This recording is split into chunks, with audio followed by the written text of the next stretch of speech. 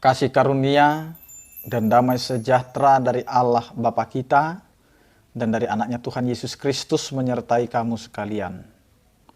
Amin. Bapak, Ibu, dan saudara-saudara yang dikasih oleh Tuhan kita Yesus Kristus, untuk mengawali hari-hari kita, awal pekan kita pada hari ini, marilah kita mempersiapkan hati dan pikiran kita yang tertulis dalam kitab Yeremia pasal yang keempat ayat yang ke-14. Demikianlah dikatakan, bersihkanlah hatimu dari kejahatan, hai Yerusalem, supaya engkau diselamatkan. Berapa lama lagi tinggal di dalam hatimu rancangan-rancangan kedurjanaan. Demikian firman Tuhan. Bapak, Ibu, dan saudara-saudara yang dikasih oleh Tuhan kita Yesus Kristus, membersihkan hati,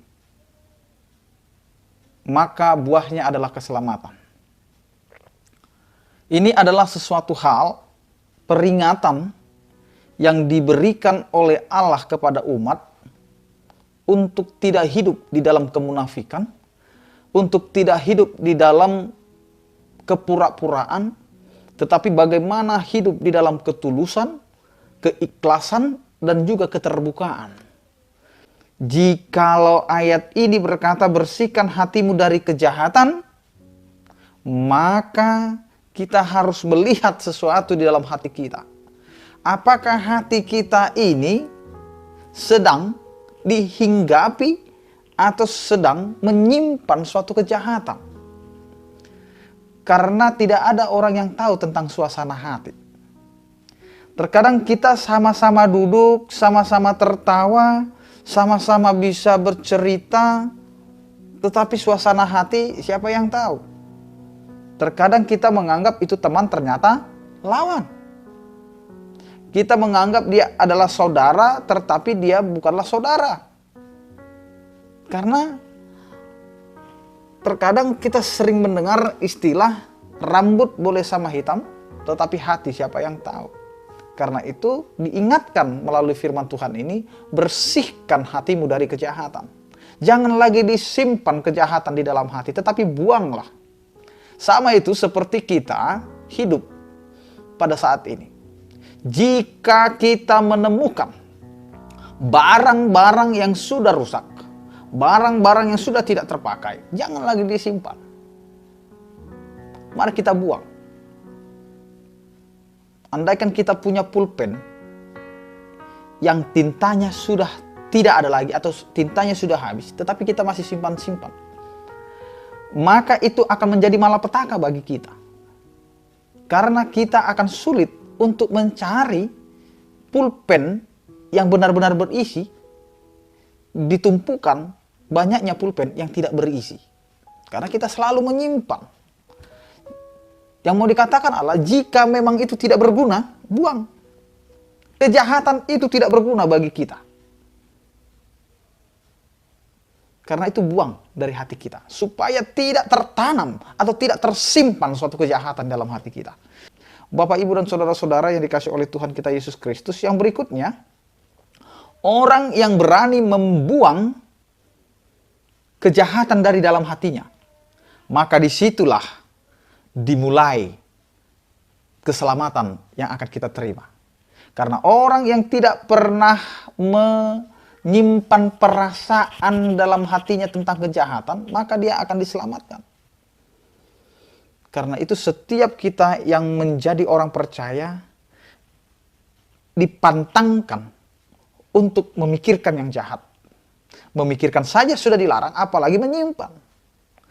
Karena itu buang jauh-jauh. Karena keselamatan kita tergantung dari apa yang kita simpan dalam hati kita. Kalau hati kita kotor, maka yang keluar dari mulut kita adalah bahasa kotor, maka orang akan membenci kita dan keselamatan kita akan terganggu. Bapak, Ibu, dan saudara-saudara yang dikasih oleh Tuhan kita Yesus Kristus, jangan biarkan hati kita menyimpan suatu kejahatan. Karena itu ada pertanyaan melalui firman Tuhan ini. Berapa lama lagi tinggal di dalam hatimu rancangan-rancangan kedurjanaan?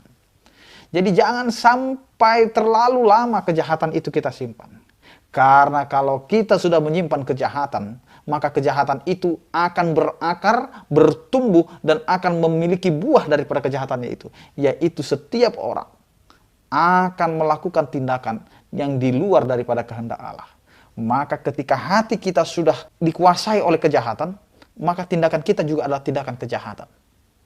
Kita akan melakukan yang jahat kepada orang lain. Pembunuhan itu terjadi karena hati yang sudah dihinggapi oleh kejahatan. Percabulan, pemerkosaan, pencurian, dan lain sebagainya itu adalah dimulai dari hati yang kotor, yang tidak pernah dibersihkan. Jadi kalau suasana hati sudah bersih, maka hidup kita akan menjadi pengasih, penyayang, pemerhati yang selalu melihat apakah orang sekitar kita membutuhkan kita, apakah orang yang di sekitar kita itu adalah orang-orang yang perlu kita doakan, tolong, dan lain sebagainya. Sehingga yang keluar dari mulut kita adalah kalimat-kalimat yang memotivasi, yang menyemangati, dan juga yang bisa membawa orang lain kembali ke dalam semangat kehidupan. Karena itu Bapak, Ibu, dan saudara-saudara, melalui firman Tuhan ini kita mau diajak, mari kita membersihkan hati kita. Karena jelas Amsal berkata, jagalah hati dengan kewaspadaan, karena dari dalam hati itu terpancar kehidupan. Jadi jagalah hati kita, bersihkan hati kita, karena kehidupan kita tergantung daripada suasana hati kita. Amin, kita berdoa. Terima kasih Tuhan, Engkau mengingatkan kami, agar kami selalu meyakinkan penyertaan kasih setiamu. Karena Engkau Tuhan yang selalu memberkati kehidupan kami.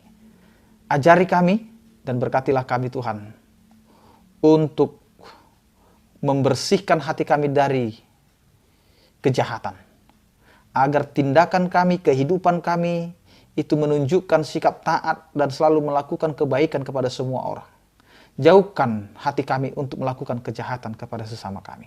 Tapi ajari kami untuk saling memberkati, saling memotivasi, saling memperhatikan satu dengan yang lain, sehingga terjadilah kasih setia yang telah Engkau ajarkan sebagai berkat yang melimpah dalam kehidupan kami.